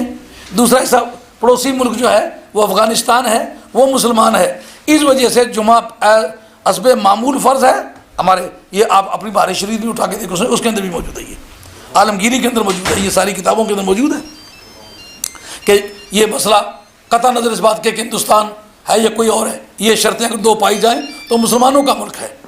تو اس وقت یہ خلافہ والے یہ لوگوں کو تشدد کی دعوت دے رہے ہیں، اور اس وجہ سے اہل سنت کو نقصان پہنچ رہا ہے۔ تقریباً 2 برس ہوئے میں اس کے خلاف باتیں کرتا چلا آ رہا ہوں، اور وہ جس کو سمجھتے ہیں ہمارے عقیدے کا نہیں ہے وہ مشرک ہے۔ یہ بتانا مراد ہے کہ یہ جو کسی کے عقیدے کا نہ ہونا یہ مستلزم شرک ہے، یہ عقیدہ وہابیوں کا ہے، یہ عقیدہ اہل سنت کا نہیں ہے۔ اس سلسلے میں یہ بتانا مراد ہے کہ یہ ابن عبد الوہاب نجدی اور اس کے پیروکاروں کا عقیدہ تھا جو ہمارے عقیدے کے ساتھ متفق نہیں ہے، جو ہمارے والا عقیدہ نہیں رکھتا وہ مشرک ہے۔ وہ پتہ نہیں تمہارا اپنا عقیدہ توحید ہے بھی کہ نہیں، یہ تمہیں کس نے بتایا ہے؟ اللہ تعالیٰ کی ذات، صفات اور ربوبیت میں توحید کی 3 قسمیں، توحید الالوہیہ، توحید العبوبیہ اور توحید الربوبیہ، توحید الاسماء والصفات۔ توحید الالوہیہ، توحید الربوبیہ، توحید الاسماء والصفات، خدا کو اب معبود ہونے میں ایک ماننا، پالن ہار ہونے میں ایک ماننا، اس کے ناموں اور کاموں میں اس کو ایک ماننا، اس کا نام توحید ہے۔ اس میں کسی کو شریک کرے جس طرح کا اللہ کا نام ہے اسی معنی میں اسی صفت کے ساتھ اللہ کا بھی، یہ بندے کا بھی نام ہے، بندہ بھی پالتا ہے، رب بھی پالتا ہے، شرک کیوں نہیں ہے؟ ماں باپ نہیں پالتے؟ کما رب یعنی صغیرہ قرآن مجید کے الفاظ ہیں، کہا جس معنی میں رب پالتا ہے اس معنی میں والدین نہیں پالتے۔ رب پالتا ہے ان چیزوں سے جو اسے خود پیدا کی ہیں، وہ کسی کا بنایا ہوا رب نہیں ہے، لیکن ماں باپ رب کے بنائے ہوئے رب ہیں، ان چیزوں سے پالتے ہیں جو رب نے بنائی، شرک نہ رہا نا۔ اب ان کا یہ عقیدہ تھا، جو ہمارے والا عقیدہ نہ رکھے وہ مشرک ہے۔ ان کا بھی وہ جو ان کا منہج ہے نا، جو ملک میں ہم تبدیلیاں لانا چاہتے ہیں، اس کے مطابق انہوں نے لکھا کہ سعودی عربیہ کے خلاف بھی جہاد کرنا واجب ہے۔ پاکستان کو بھی مسلمانوں کا ملک نہیں سمجھتے۔ یہ عقیدہ اہل سنت کا نہیں ہے، یہ عقیدہ قرآن و حدیث سے نہیں ملتا، یہ عقیدہ ملتا ہے تو ابن عبد الوہاب نجدی کے چیپٹر میں ملتا ہے۔ یہ میرے پاس شامی ہے، جلد نمبر 4 ہے، صفحہ 262 ہے۔ وَقَوْلُوا وَيُكَفِّرُونَ أَصْحَابَ نَبِيِّنَا صلی اللہ علیہ وسلم، یعنی جو خارجی ہیں نا وہ نبی کریم علیہ السلام کے صحابہ کو بھی کافر کہتے ہیں۔ اس سے مراد نبی پاک علیہ السلام کے صحابہ کو کافر نہیں کہنا، بلکہ حضرت حیدر کرار کے ساتھ جو شریک تھے ان کو کافر کہتے تھے۔ حضرت صدیق اکبر رضی اللہ عنہ کے بارے میں، فاروق اعظم، عثمان غنی رضی اللہ عنہ کے بارے میں ان کا عقیدہ نہیں تھا۔ ان کا یہ عقیدہ تھا کہ حضرت حیدر کرار کافر ہے اور حضرت حیدر کرار کے ساتھی کافر۔ اب سنیے، کہتے ہیں علمت ان ھذا غیر شرط فی مسمی الخوارج، کہ تمہیں پتہ ہونا چاہیے کہ خارجی کہلانے میں یہ شرط نہیں ہے کہ وہ صحابہ کو کافر کہے، بلکہ اصل بات کیا ہے؟ بل ہوا بیان لمن خرجوا علی سیدنا علی رضی اللہ تعالیٰ عنہ، بلکہ یہ اتفاقاً ان کا حال بیان کیا جا رہا ہے کہ جہاں اور بہت سارے کام کرتے تھے وہاں یہ بھی کرتے تھے۔ خارجی کہلانے کے لیے صحابہ کو گالی دینا شرط نہیں، جس کا مطلب یہ آج اگر کوئی صحابہ کو مانتا ہی ہے، عقیدہ خارجیوں والا تو خارجی ہے۔ ہاں، اس کے بعد یہ وَإِلَّا فَيَكْفِي فِيهِمْ اعتقادهم کفر من خرجوا علیہ، وگرنہ یہ کافی ہے کہ جو ان کے خلاف جنہوں نے خروج کیا تھا حضرت حیدر کرار کے خلاف، وہ آدمی جو ہے وہ خارجی ہے۔ اور کہتے ہیں کما وقع فی زماننا فی اتباع عبد الوہاب الذین خرجوا من نجد، یعنی خارجی کہلانے کے لیے یہ ضروری نہیں کہ وہ صحابہ کو کافر کہے، بلکہ اہل حق پر خروج کرنے کو وہ سمجھے کہ یہ ضروری ہے، تو اس کی صفت بالکل اسی طرح بنے گی جس طرح کہ ابن عبد الوہاب نجدی کی ہے، یہ دور حاضر کا خارجی ہے۔ کہتے ہیں کما وقع فی زماننا فی اتباع عبد الوہاب، جیسا کہ ہمارے دور میں ابن عبد الوہاب نجدی کے پیروکار خارجی ہیں دور حاضر کے۔ اس میں کہتے ہیں الذین خرجوا من نجد، جو نجد سے نکلے انہوں نے مسلمانوں پر خروج کیا اور تغلبوا علی الحرمین، اور حرمین شریف پر، مکہ شریف پر، مدینہ شریف پر غالب آ کے قبضہ کر لیا۔ وکانوا ینتحلون مذہب الحنابلہ، اور وہ امام احمد بن حنبل کے مذہب کے معتقد تھے، وہ سمجھتے تھے ہم ان کے عقیدے کے ہیں، جیسا آج کل نہیں ہے کہ پیروی کرتے ہیں ابن تیمیہ کی اور اعلان کرتے ہیں کہ ہم امام حنیفہ کے مقلد ہیں۔ آپ کے پاس ایسی جماعت ہے کہ نہیں؟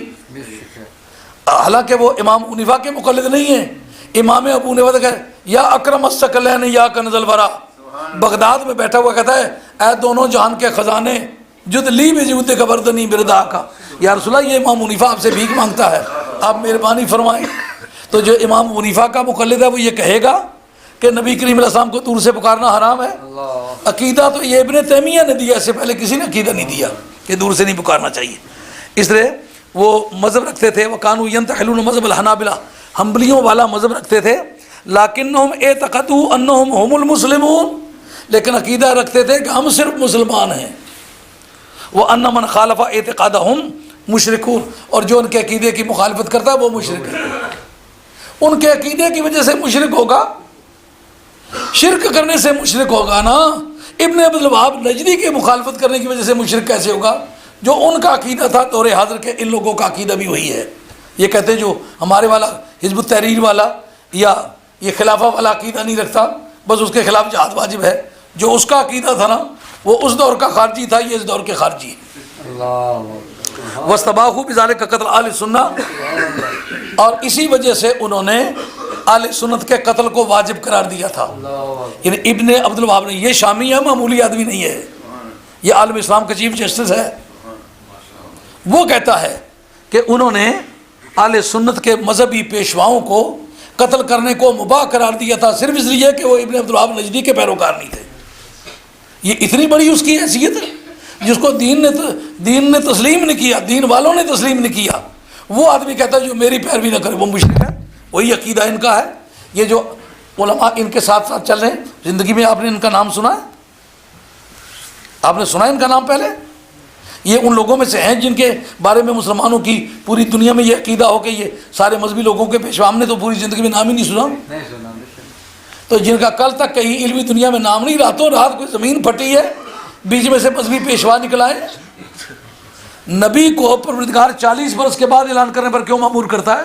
کہ لوگ 40 برس تک اس کا عمل، عقیدہ، کردار پڑھے تاکہ لوگ دھوکہ نہ کھائیں. اور وہ 40 برس کے بعد سرکار نے جو پہلا اعلان کیا تھا وہی اپنے ماضی کے متعلق نہیں کیا تھا کہ جانتے ہو میں نے 40 برس کوئی جھوٹی بات کی ہے. کیا مطلب تھا؟ اگر میں بندے کے ساتھ بندے کے بارے میں جھوٹی بات نہیں کرتا تو میں خدا کے بارے میں جھوٹی بات کروں گا؟ جو زمانہ پھسلنے کا ہوتا ہے وہ 40 برس سے پہلے کا ہوتا ہے. اگر 40 برس تک میں نے ایسی پھسلی ہوئی بات نہیں کی تو اب خدا کے بارے میں تو نہیں کروں گا. یہ تو راتوں رات اٹھے. وَاسْتَبَاحُوا بِذَلِكَ قَتْلَ أَهْلِ السُّنَّةِ، اور اس وجہ سے انہوں نے اہل سنت کے قتل کو مباح قرار دیا. وَقَتْلَ عُلَمَائِهِمْ، اور ان کے علماء کے قتل کو مباح قرار دیا. حتیٰ کسر اللہ تعالیٰ شوکتہم وخرب بلادہم، حتیٰ کہ اللہ تعالیٰ نے ان کی شوکت کو تباہ کیا، ان کو ذلیل و خوار کیا. وَظَفَرَ بِهِمْ عَسَاكِرُ الْمُسْلِمِينَ، اور اللہ تعالیٰ نے مسلمانوں کے لشکروں کو ان پر غلبہ عطا فرمایا. عام 33 و 200 1233 میں مسلمانوں کو ان پر غلبہ عطا ہوا. قول کما حق کا کہو فی الفتح حیث قال وحکم الخوارج عند جمہور الفقہاء والمحدثین حکم البغاة. یہ تو باغی لوگ ہیں، بجائے اس کے کہ ان کو آپ درجہ دیں کہ یہ ان کے پیچھے چلا جائے. یہ تو باغی ہیں. باغی مباح دم ہوتا ہے قانون شرع میں. اسلامی ملکوں تو ان کا حساب ایک دن میں ہو جائے. ہم کسی کو قتل کرنے کی ہرگز اجازت نہیں دیں گے، کیونکہ جس ملک میں کوئی رہتا ہے اس ملک کے قانون کو ہاتھ میں لینے کی اجازت نہیں ہے. وذهب بعض المحدثین الی کفرہم، محدثین کے ایک طبقے نے، جیسا کہ میں بھی امام قرطبی کی بات کر چکا ہوں کہ انہوں نے خارجیوں کو کافر قرار دیا ہے. اور کو کافر قرار دینے کی وجہ معقول ہے کہ نہیں؟ اور بات مزے کی بتاؤں، اعلیٰ حضرت نے فتاوی میں خارجیوں کو کافر کہا ہے. دیکھا کبھی؟ نہیں خیال کیا ہوگا، لکھ لیں. اعلیٰ حضرت نے خارجیوں کو کافر قرار دیا ہے. تو خارجیوں کو کافر قرار دیا صرف اس وجہ سے کہ وہ کہتے ہیں جو ہمارے عقیدے والا وہ تو مسلمان ہے، جو ہمارے عقیدے کو نہیں تسلیم کرتا وہ مشرک ہے. عجیب سٹیمپ ہے. وہ اپنے کسی عقیدے کی وجہ سے مشرک ہوگا نا، تمہیں نہ ماننے کی وجہ سے وہ مشرک کس طرح ہو گیا؟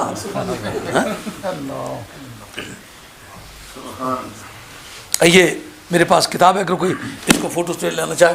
اور بھی بہت ساری کتابیں لایا ہوا تھا، لیکن آج موضوع اور چڑھ گیا تو پھر میں نے اس موضوع پر گفتگو کی ہے. امید ہے کہ یہ جملہ آپ کو ہمیشہ زندگی میں یاد رہے گا کہ جس وقت بھی اسلام کے خلاف کوئی تحریک اٹھی، جس طبقے کے علماء نے اس کے گریبان پہ ہاتھ رکھا، اس کی ہسٹری اٹھا کے دیکھیں، وہ صرف اہل سنت ہے. اس کا مطلب یہ ہے پہلی تاریخ سے لے کر آج تک دین کے جو اصل وارث ہیں وہ اہل سنت ہیں اور علماء اہل سنت ہیں. یہ تھا آج کا.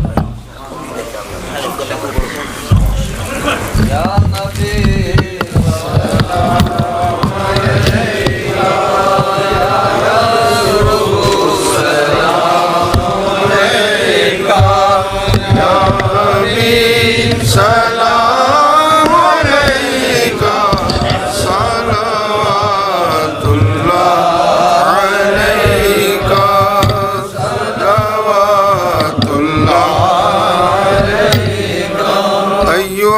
المبعوث فينا جئت بالأمر المطاع جئت شرفت المدينة جئت شرفت المدينة مرحبا يا خير داعي يا نبي سلام عليك يا رسول سلام عليك يا حبيب سلام عليك صلوات الله عليك صلوات الله عليك أنت شمس أنت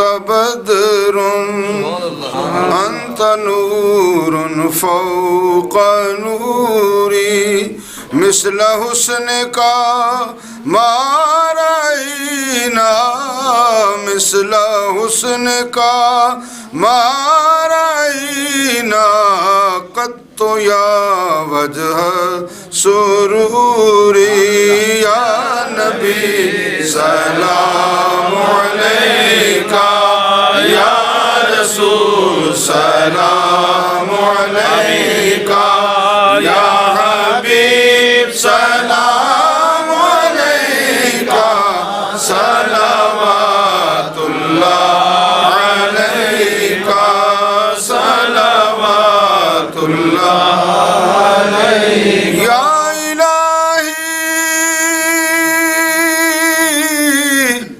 از پہ آل رسول یہ سلام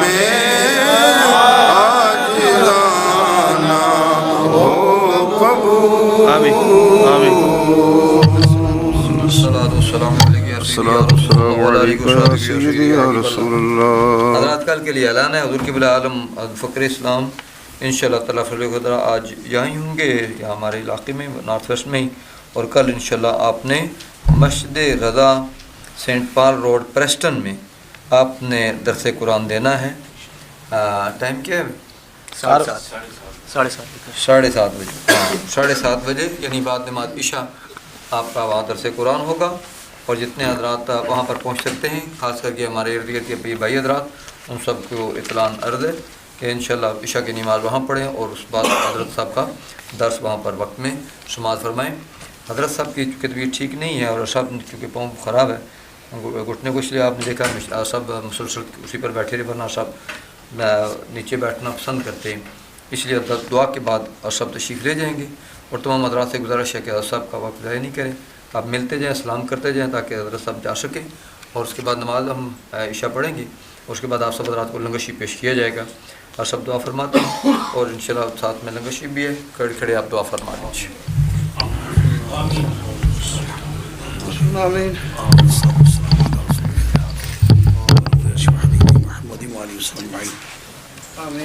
دوران سفر میں نے 11 ختم سورۃ مشیر کے پڑھے ہیں.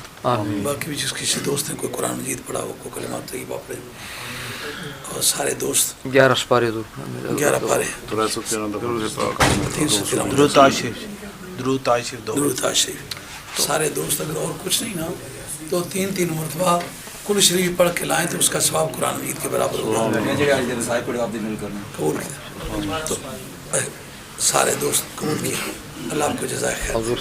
جتنے بھی دوست ہیں کچھ نہ کچھ پڑھ کے لایا کر. آپ کو پتہ ہو کہ مہینے کے بعد 11ویں شریف ہوگی تو ایک ذریعہ بن جائے اللہ تعالیٰ کی یاد کا، قرآن کی تلاوت کا، کلمات طیبہ کے ذکر کے دہرانے کا، تاکہ آپ نیکی کی طرف لگ جائیں. 11ویں شریف جو ہے ایک نیکی کی مہم ہے، مذاہب باطلہ کے خلاف ایک زبردست مہم ہے. حضرت غوث ثقلین کا مشن تھا. جتنی بھی پوری روئے زمین پر اولیاء اللہ کی کتابیں میرے مطالعے سے گزری ہیں، میں سمجھتا ہوں یہ سمجھنے میں حق بجانب ہوں کہ پوری امت میں کسی بھی ولی نے تمام جھوٹے مذاہب کی اتنی پرجوش تردید نہیں فرمائی جتنی حضرت غوث ثقلین نے فرمائی. تو ہر جھوٹے مذہب سے نپٹنا یہ 11ویں شریف کا کام ہے. پوری روئے زمین پر آپ چندہ اکٹھے کرتے پھریں، اتنا چندہ کبھی نہیں ہوگا۔ یہ حضرت غوث ثقلین کی کرامت ہے کہ پوری دنیا میں جتنے بھی جھوٹے مذہب ہیں، خواہ وہ صحابہ کے منکرین ہوں، خواہ وہ ولیوں کے منکرین ہوں، خواہ عظمت رسول کے منکرین ہوں، سب سے اکیلی 11ویں نپٹ رہی ہے۔ تو آپ پورا مہینہ تھوڑا بہت کچھ نہ کچھ روزانہ پڑھتے بھی رہا کریں، اور ذہن میں رکھیں ہم نے جانا ہے، اور آپ ہر ملاقات میں یہ محسوس کریں گے ہم نے بھی اس اکھاڑے کے لیے روزانہ ورزش کرنا ہوتی ہے، کچھ نہ کچھ باتیں آپ کو دینا ہوتی ہیں جو آپ کے مطالعے میں پہلے نہیں آئیں۔ دعا فرمائیں۔ حضرت غوث اعظم پیر پی دستگیری بارگاہ، حضرت غوث اعظم پیر دستگیری بارگاہ صاحب اور مولانا شاہ نورانی صاحب اور بھائی محمد افضل صاحب، یہ کلمات طیبہ، یہ کارہائے خیر اور یہ لنگر شریف، ہر چیز کا ثواب جو میرے ملک کیا گیا ہے، اللہ کریم اپنی بارگاہ میں منظور و مقبول فرما، اور اس کا ثواب جناب محمد رسول اللہ صلی اللہ علیہ وسلم، تمام انبیاء و مرسلین علیہ السلام کے ارواح مقدسہ کے ساتھ، اور نبی پاک علیہ السلام کے تمام خلفائے راشدین، تمام صحابہ کرام، ازواج مطہرات نبی کریم علیہ السلام، حضور کی بنات طیبات، اولاد امجاد، حسنین کریمین، خاتون جنت مولا مرتضیٰ، شہیدان دشت کربلا، شہدائے بدر، شہدائے احد، دیگر غزوات اسلامی کے شہداء اور مجاہدین کے ارواح مقدسہ کو ایصال فرما، اور تابعین، اتباع تابعین، امام حنیفہ، امام مالک، امام شافعی، امام احمد حنبل، امت مسلمہ کے جملہ علماء حق، امت مسلمہ کے تمام اولیاء اللہ، اور جتنے ہم حاضرین ہیں ہمارے آباء و اجداد سمیت حضرت علامہ شاہ احمد نورانی صاحب رحمۃ اللہ تعالیٰ علیہ کی روح مبارک کو آج کے تمام کارہائے خیر کا ثواب ایصال فرما کے آپ کو نبی پاک علیہ السلام کے قرب خاص میں جگہ عطا فرما، جنت الفردوس نصیب فرما، اور آپ کی زندگی کی سرگرمیاں اپنی بارگاہ میں منظور و مقبول فرما، اور آپ کے وصال کی وجہ سے جو آل سنت کو دشچکا لگا ہے اپنے فضل سے اس کمی کو پورا فرما، ان کے وصال کی وجہ سے ان کے خاندان میں جو خلا پیدا ہوا ہے، مولا کریم ان کے اولاد میں، ان کے خاندان میں ایسے لوگ پیدا